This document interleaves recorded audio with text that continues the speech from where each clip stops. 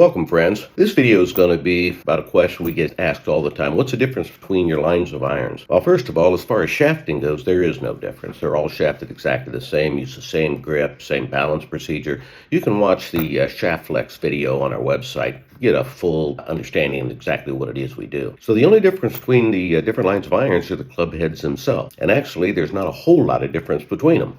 For instance, here's our one iron club head. I designed these 25 years ago. I put in every playability feature and performance feature known to man. It's an exceptional set of irons. It's got a very deep undercut rear cavity, and let me get something to show you. How about a bar stirrer stick? See this? Very deep undercut rear cavity.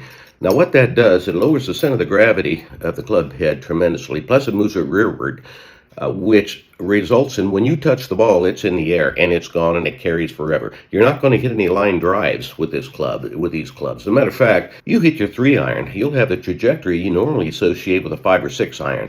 They're great clubs, great clubs. Now, about 10, 11 years ago, it was about 2010, 2011, whenever I came out with our Proline model, which is the exact same design as our 1-irons. Now, the difference between them, it's got that same deep undercut rear cavity. The difference is we'd had so many requests from elite college golfers, semi-pro golfers, that wanted something a little more.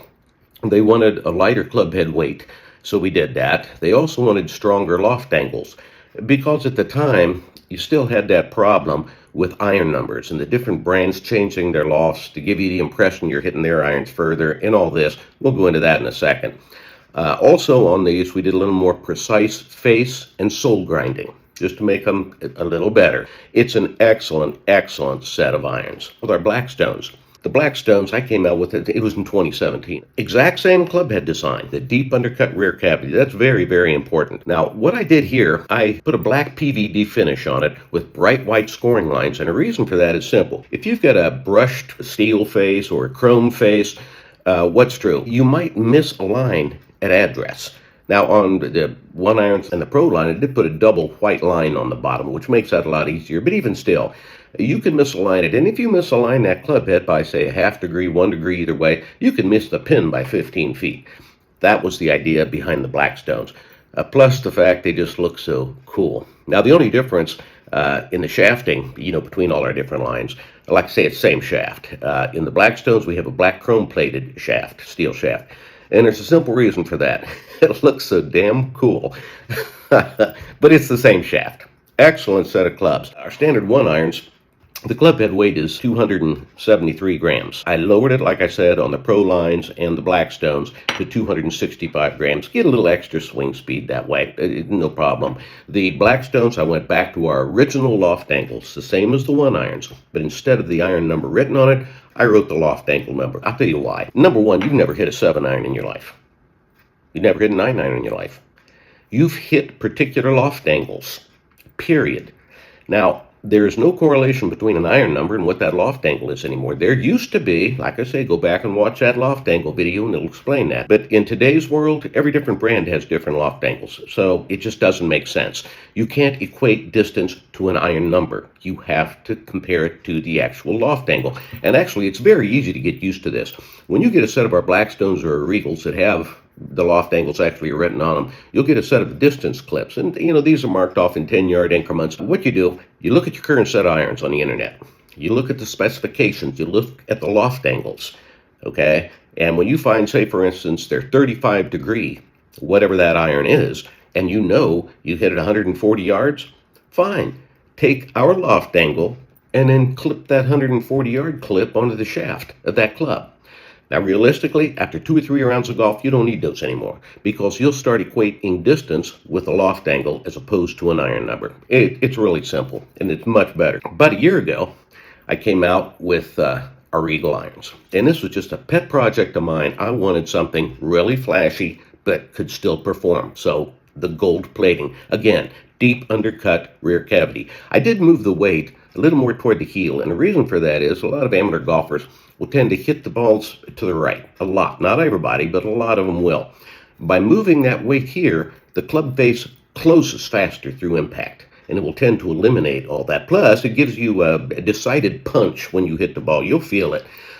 There again, same standard loft angles as our 1-irons and our Blackstone. An excellent, excellent set of irons. Matter of fact, with all of our irons, you're not going to find a better designed or a higher performance iron anywhere on the market and at any price. These are excellent irons, take it from me. Now, right now, these Regals, we've got them marked 40% off. And that's basically our cost. You're stealing a set of these. This is a license to steal golf clubs. It's an excellent set of golf clubs. You can't go wrong. A lot of golfers say, well, that's that too fancy. It's all that gold plating and all this. I don't want to look like, out there hitting gold irons. Trust me. You hit these irons 2 or 3 times, and all of a sudden they will look beautiful to you. You'll say, why didn't I get these before? These are excellent. Trust me, that's how it's going to be. Now, like I say, shafting is the same on all of them. Same bounce angle throughout our irons, and that's this rounded portion. Now, that's 3 degrees on our irons, with the exception of the sand wedge, obviously.